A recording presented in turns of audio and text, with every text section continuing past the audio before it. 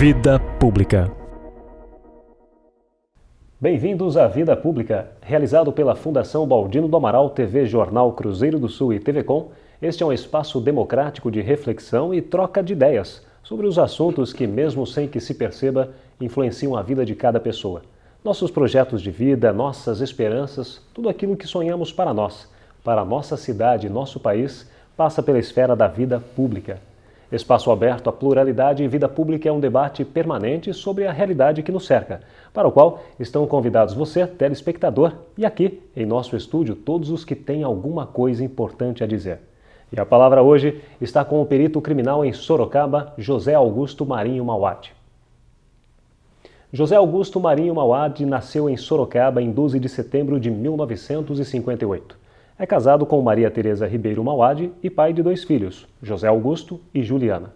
José Augusto Marinho Mauad é graduado em Engenharia Civil, com especialidade em Engenharia de Segurança pela Facens, a Faculdade de Engenharia de Sorocaba, e pós-graduação em Administração Financeira pela Uniso, a Universidade de Sorocaba. Atua na Polícia Científica no Núcleo de Perícias de Sorocaba desde 1987, inicialmente como perito plantonista, depois como perito engenheiro e atualmente como diretor do Núcleo de Perícias de Sorocaba. José Augusto, seja muito bem-vindo ao programa Vida Pública de hoje. Eu que agradeço a oportunidade de falar sobre a minha profissão. E olha, é um assunto bastante instigante. Tem alguns seriados que tratam muito destas questões, as pessoas gostam muito daqueles filmes de suspense que tratam de matérias relacionadas ao crime, a serial killer, investigação, apuração, como é feito todo esse processo. E olha, lá na vida do cinema, do filme, aqui na vida real, muita coisa também de fato acontece, é verdade. E a tecnologia sempre andando ali, ao lado, caminhando. Mas antes de começarmos a falar sobre essa questão da perícia criminal, vamos saber um pouco sobre a vida de José Augusto. Como ele começou na carreira, se ele já pensou alguma vez, José Augusto, em estar hoje como diretor de uma unidade tão importante como esta? Na verdade, eu me formei em engenharia em 1983 e, como todo início de carreira, com as dificuldades naturais, na época, era uma época de crise, onde o mercado para a engenharia não estava aquecido como hoje, mas eu fui buscando meu espaço. E um grande amigo pessoal, que já na época era delegado de polícia, Dr. Eri Campos Vieira, me chamou e falou: olha, nós temos uma carreira dentro da polícia que pega profissionais técnicos. E é interessante, porque você não tenta fazer o concurso. E ele foi me levando a fazer o concurso, me empurrando. Eu não tinha nem ideia do que era ser perito criminal. E posso dizer com tranquilidade e segurança que eu me realizei profissionalmente como perito criminal. Foi lá que eu me encontrei. E você teve aquele, vamos dizer assim, aquele frio na barriga em saber, puxa vida, essa questão criminal, como que é esse trabalho? Você não tinha um conhecimento ainda a par do que era aquilo, mas mesmo assim foi em frente? Sim. Primeiro a gente passa por um concurso público. Depois de aprovado no concurso público, a gente vai para a academia de polícia. E lá eles mostram direitinho tudo que você vai encarar na sua vida profissional.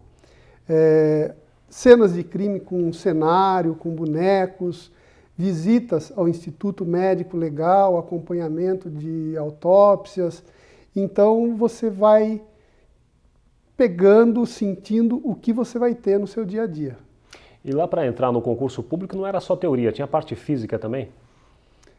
Na época não, na época era só o concurso teórico. Hoje exige-se a parte física também. Era o concurso de conhecimento e análise psicológica do candidato, que no nosso caso é um exame bem difícil, porque todas essas questões de tratar com a morte, de você estar em meio à criminalidade, tudo isso vai ser abordado.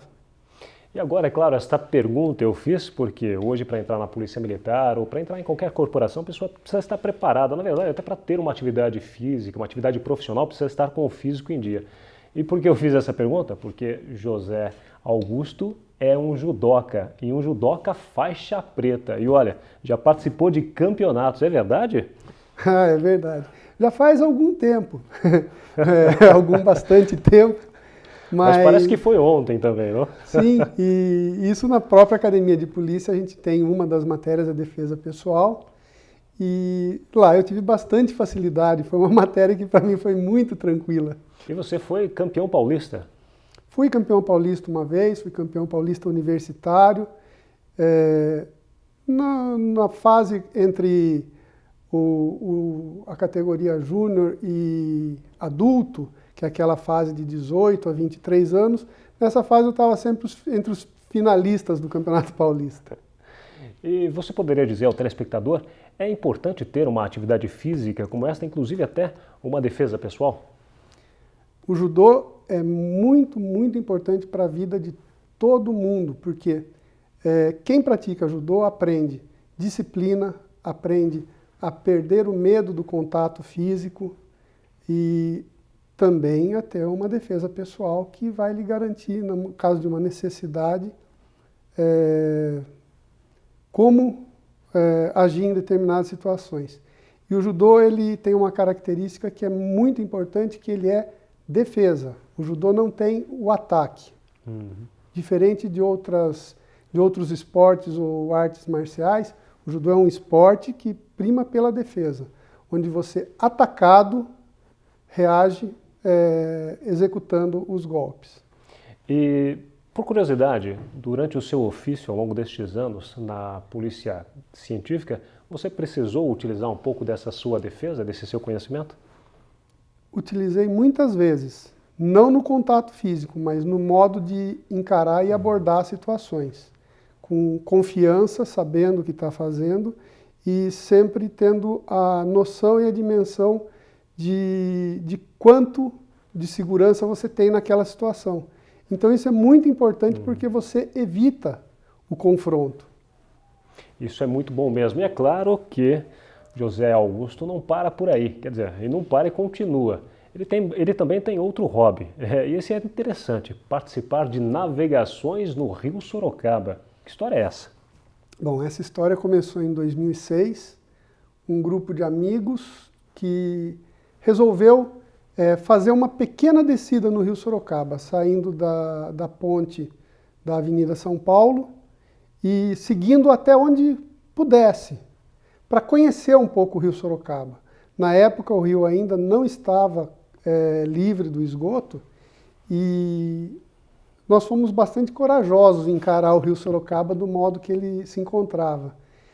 E esse grupo, a partir daí, foi tendo novas adesões e começou a programar e conseguiu fazer já 3 descidas do Rio Sorocaba, da nascente, em Ibiúna, até a sua foz no Rio Tietê, em Laranjal Paulista.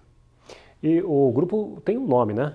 É o grupo Caturro Navegantes. Em quantos vocês são lá? Atualmente nós temos 28 sócios, mas o grupo é aberto. A cada descida que a gente faz, novos componentes aparecem interessados em participar. Alguns se agregam, outros participam apenas daquela etapa, e nas etapas que são feitas em outros municípios, tem o pessoal dos municípios que sempre entra no grupo para fazer o trecho do município dele. E como é ver o Rio Sorocaba por um outro ângulo? É inimaginável. A gente vê o Rio Sorocaba no seu trecho urbano, praticamente uma reta, retificado, né? E não imagina que o Rio Sorocaba, ele, na maior parte da sua extensão, ele está rodeado de mata, e você de dentro do rio não imagina que existe a cidade fora. É o contrário, a visão é exatamente contrária. E você vai seguindo pelo rio horas a fio sem encontrar nada. Até você chegar a uma ponte, numa rodovia, alguma coisa assim, você está só dentro do rio. Você contou agora há pouco para nós, José Augusto, a respeito de alguns momentos que vocês percorreram o rio e que ele estava poluído, enfim, a gente até imagina como deve ser a situação. Como está o nosso rio hoje, depois do programa de despoluição? Sem dúvida, muito, muito melhor. Até o ano passado a gente via que Votorantim ainda mandava bastante quantidade de esgoto. Parece que está melhorando, mas a gente ainda tem a preocupação com o Votorantim, porque Votorantim tem muitos afluentes do rio Sorocaba que recebem esgoto direto. Mas o rio, a natureza, ela é ativa e ela consegue suportar ainda alguma quantidade, né, de resíduo que o homem joga.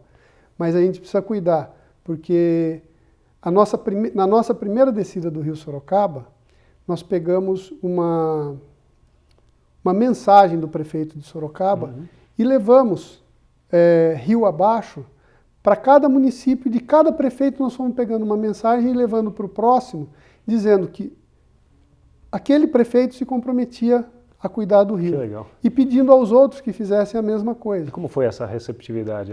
Foi muito boa e o resultado realmente apareceu. Nós conseguimos o nosso intento. Porque o rio Sorocaba ele corta quantos municípios? São 7 ou 8, né, municípios até chegar... Eu não sei exatamente o número, mas ele sai de Ibiúna, na nascente, certo. Aí passa a represa, ele deságua na represa, então a represa faz parte do corpo do rio Sorocaba. Tem os municípios do entorno da represa de Tupararanga, depois tem Votorantim, Sorocaba, Iperó, Boituva, Tatuí, Cerquilho, Laranjal Paulista, Jumirim, Tietê. Então você vai passando pelos municípios.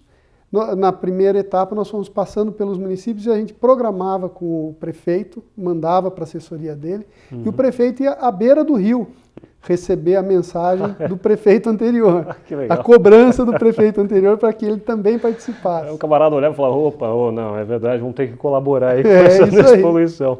E vocês atuam também na educação ambiental? Nós já fizemos várias palestras, algumas atividades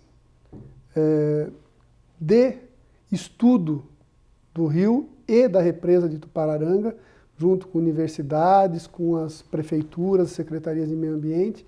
E agora, para 2014, nós pretendemos lançar um filme educacional do Caturro Navegantes, para ser exibido em todas as escolas de Sorocaba e nos municípios da região que se interessarem. E esse vídeo vai mostrar não só o percurso do rio, como também outras características dele, né? Como a questão de animais, a fauna, a flora. O ideal, o que a gente pretende é isso, mostrar que o rio é um ser vivo que tem fauna, tem flora no seu entorno e que isso está cada vez mais recuperado, cada vez mais bonito, cada vez melhor, graças a atuação do homem que agora tenta reverter o estrago que fez. Muito bem. José Augusto, saindo um pouco então dessa questão do rio Sorocaba, dos hobbies, você tem algum outro hobby que esteja escondendo aí que a gente não saiba? Não. Já tem bastante. Já tem bastante, né?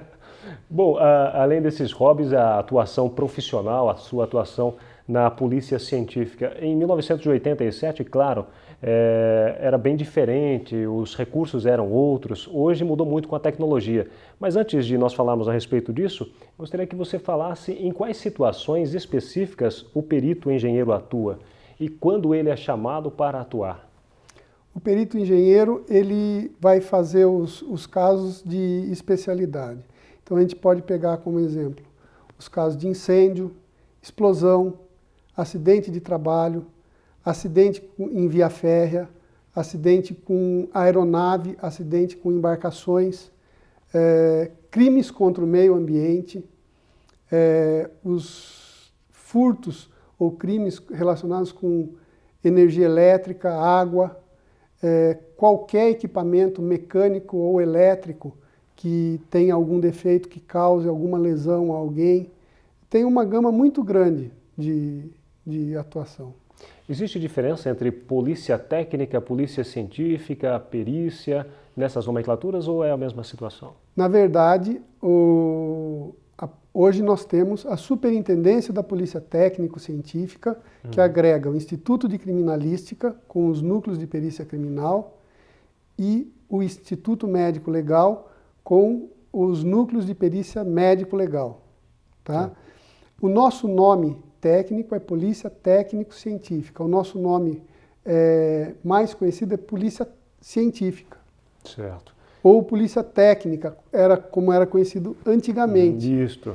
Só que Acho que acabou gerando uma confusão. é a mesma coisa. É que com o desenvolvimento tecnológico e o uso de novas tecnologias e novas especialidades, como a informática, que nos últimos 20 anos teve um crescimento monstruoso, né? A aplicação de equipamentos, a aplicação de técnicas na área do DNA, na área de revelação de líquidos corpóreos, mesmo quando limpos. Então, a parte técnica passou a ser também técnico-científica, certo? Entendi. O desenvolvimento científico foi muito grande. E nesses casos em que existe o crime, é possível coletar, por exemplo, as digitais? As pessoas sempre se perguntam, viu, dá para pegar digital de qualquer situação, de qualquer elemento material. É possível mesmo? Na verdade, colher a impressão digital é possível. O que muitas vezes as pessoas não entendem no local de crime é que o perito ele procura a impressão digital aonde deve estar a impressão digital de quem está se procurando, certo? Nessa mesa aqui tem centenas de impressões digitais. Se aqui nesse cenário ocorrer um crime, pelo cenário do crime, o perito vai buscar as impressões digitais que possam estar relacionadas com o fato. Então, muitas vezes, e outra coisa, a impressão digital, ela estampa os veios existentes entre as saliências da digital, onde se acumula gordura natural do corpo humano. E muitas vezes o que a gente tem são borrões, são impressões palmares, que têm uma difícil identificação. Mesmo assim, quando existe possibilidade de identificar, ela é colhida. Quais casos são mais difíceis de você avaliar, de você fazer uma perícia? Olha, a perícia ela é muito complexa. Na verdade, eu gostei muito da nomenclatura que foi usada num curso que eu fiz no CSA em Orlando. Eles colocam que o perito é um observador profissional. Então você chega no cenário do crime e observa. Observando o cenário do crime, você começa a imaginar o que pode ter acontecido e quais são os elementos que podem interessar. Então, cada cenário de crime é um cenário completamente diferente de outro. É possível determinar cada posicionamento, cada ação, cada ruptura? Sem dúvida, sem dúvida.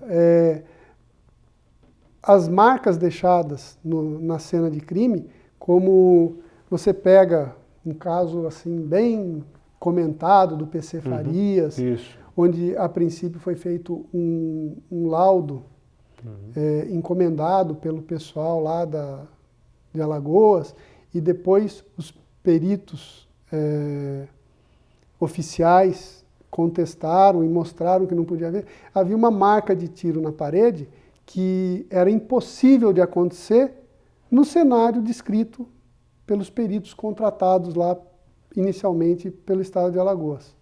Então, o importante é que a perícia criminal feita pelos peritos oficiais, ela é feita sem nenhum interesse. O perito, quando chega no local do crime, ele não pensa que vai condenar alguém ou que vai absolver alguém. Ele procura a verdade, ele procura entender o que aconteceu naquele cenário. Sempre quando se depara com uma cena de crime, um acidente, seja qual ele for, sempre ele é tumultuoso, é desordenado, existe toda a preservação feita pelas polícias, enfim. Mas conte um pouquinho mais, fale um pouquinho mais sobre essa questão, porque cada crime, cada cena de crime conta uma história, né? Como é quando você chega a um local em que houve um determinado crime ou acidente, enfim, o que vocês começam a observar? Como que vocês começam a captar esses dados? No Brasil, a cena de crime são escolas diferentes. Ela é analisada primeiro no local do crime, no entorno do que aconteceu, e daí você vai saindo e ampliando o seu raio de visão. E depois você pode fazer o caminho inverso, que é o que faz a escola japonesa. Você observa primeiro o entorno e vai chegando próximo exatamente do ponto onde aconteceu. E nessas observações, tudo é importante. Por exemplo, numa casa onde houve um crime, se houver uma janela aberta, um vidro quebrado, uma chave do lado interno e externo da porta. Cada elemento desse, juntando todos esses elementos, cada elemento desse, ele vai contribuir de alguma forma para uma informação positiva ou negativa dentro da ideia que vai se formando do que pode ter acontecido. E aí tem a parte técnica, que além das observações você vai colher material, sangue. O sangue você pode ver se é sangue humano, você pode ver a tipagem sanguínea e hoje você pode saber se aquele sangue pelo exame de DNA é da vítima, é de um suposto indiciado, é de alguém da família. Então você vai ampliando o leque de possibilidades. Uma arma que está no local do crime, ela vai ser testada e você pode comparar o projétil que causou a morte com um projétil que está na parede. Muitas vezes, um projétil encontrado na cena do crime não é da arma que está lá. Então tinha outra arma naquela cena do crime. Outra pessoa interagiu no local. E aí você tem que ir buscando essa informação a partir daí. Isso. Então o primeiro trabalho do perito é coletar na cena de crime tudo que ele puder. Todos os elementos materiais que ele puder. E depois isso vai ser analisado em conjunto com outros peritos. José Augusto, o que significa aquela definição local prejudicado para a perícia? É o seguinte, o local de crime, quando informado à polícia, o primeiro policial que chegar deve preservar o local sem permitir e sem ele mesmo alterar nada no local de crime. Se existe alguém vivo e que deva ser socorrido, é a única possibilidade de alguém interferir nessa cena. E isso prejudica o trabalho do perito? Sim, mas é a única possibilidade. Então, se o local, a partir do momento que, descoberto pela polícia, ele for preservado, ele mesmo assim pode ter sido adulterado. Pessoas podem ter mexido no local, propositalmente visando ocultar o crime, ou mesmo por curiosos, que entrando no local de crime deixam uma pegada, um toco de cigarro, que nada tem a ver com o crime, mas que vai interferir na análise. E no Brasil ainda tem muitas alterações de cenas de crime? O Brasil é um país que não preserva a cena de crime e que não tem a cultura. Existe uma ansiedade por parte da família, da sociedade, de que se libere o local de crime. Quando você vê que em outros países, um local de crime fica interditado por uma semana, 2, 3, 4, por quanto tempo for necessário. Agora, voltando à sua primeira pergunta, o local prejudicado é o que foi adulterado de tal forma que não cabe mais perícia. Entendi. Por exemplo, um acidente de trânsito, onde os veículos foram removidos e a pista foi liberada e os vestígios foram desfeitos por outros veículos que transitaram no local, é um local prejudicado para a perícia. Então aí nós partimos para uma análise indireta, que é o exame dos veículos, o exame da pista e a partir daí levantar elementos que possam chegar à conclusão do caso. Ao longo destes anos, como a tecnologia colabora com a observação do perito? Já houve casos em que os exames desmentiram a percepção inicial dos peritos? Existe. Na verdade, a visão inicial do perito, ela nunca é definitiva. Normalmente, quando existem elementos a serem analisados no laboratório, sejam elas o sangue colhido, ou uma arma a ser analisada, o perito não fecha a questão. Ele sempre analisa todas as possibilidades. O que você tem no local de crime é uma boa noção de que determinadas coisas aconteceram e determinadas coisas não aconteceram. E você vai fechar o caso depois com a análise de outros elementos e conversando com outros peritos que também participam dessa análise. Como está a nossa polícia científica em termos de equipamentos? Ela está bem aparelhada para fazer os exames necessários? A Polícia Científica do Estado de São Paulo é a maior polícia científica, a melhor polícia científica da América Latina. Tudo que você vê num filme de CSI, por exemplo, é verdade? Nós temos condição de fazer. Meu Deus. O investimento em tecnologia, ele foi muito grande nos últimos anos. E o desenvolvimento da tecnologia aplicado à criminalística, porque acontece o seguinte, o que é a criminalística? A criminalística ela vai estudar os locais de crime e utilizar de todos os recursos técnicos e científicos existentes. Porém, você não consegue utilizar, você não está dentro de um laboratório. Imagine uma cena de crime de um homicídio, num beco, numa favela, num local sujo, onde existe dejetos de animais, e ali tem sangue. Aquele sangue vai estar contaminado por outras coisas. Então, o que é que nós fizemos? Nós conseguimos desenvolver um teste para sangue que é feito com qualquer que seja o material contaminante, se tiver sangue, ele vai apontar o sangue. Isso foi feito em conjunto com o laboratório. Então a gente tem que desenvolver a aplicabilidade da tecnologia no local de crime. E isso é bem complexo. Existe o crime perfeito? Eu não conheço. Eu acho que todo crime deixa rastro. Pode ser que não se encontre, mas que ele deixa algum rastro, ele deixa. Principalmente porque existe o fator surpresa, o que não está programado. Por mais que ele seja planejado, na hora e na consequência, na fuga, existem coisas que você não tem como programar.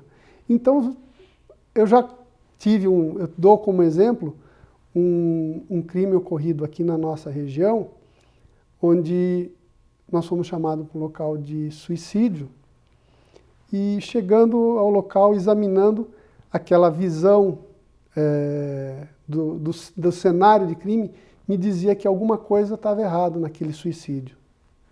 As coisas não combinavam. E depois, procurando no local, nós achamos, por exemplo, um sangue fora da casa, que alegaram ser da cachorra que tinha dado cria, estava lá a cachorrinha com a ninhada, uma janela quebrada, que teria sido quebrada pelos familiares para acessar o local que estava trancado. Porém, esse vidro tinha sido quebrado de dentro para fora. Nós constatamos posteriormente. Então, são detalhes que você vai colhendo, que depois, juntando tudo... A arma era uma arma nova, com a numeração pinada, raspada. Uma senhora de 50 anos, de posses, que mora num local mais isolado, compraria uma arma na loja, uma arma normal, não uma arma com numeração raspada.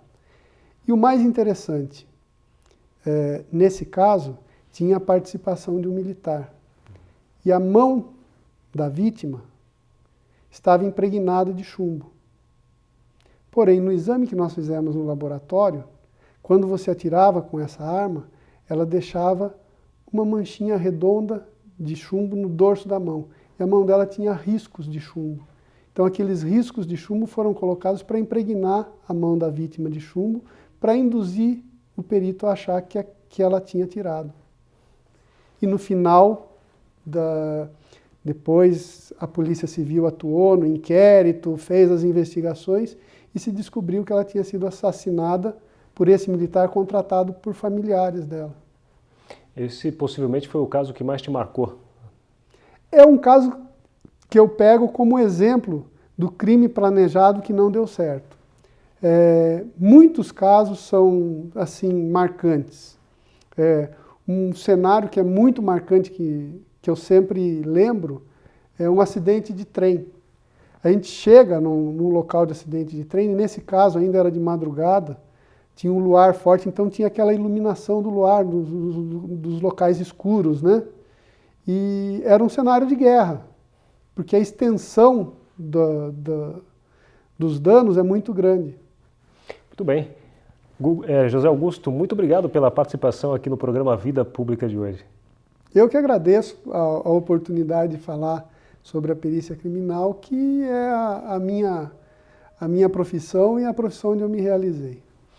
O Vida Pública de hoje conversou com o perito criminal em Sorocaba, José Augusto Marinho Mauad. O programa Vida Pública pode ser assistido no canal de vídeos do portal Cruzeiro do Sul em www.cruzeirodosul.inf.br, na TV Com, canal 7 da NET, TV Votorantim, canal 10 e TV Comunitária, canal 3 pela Supermídia.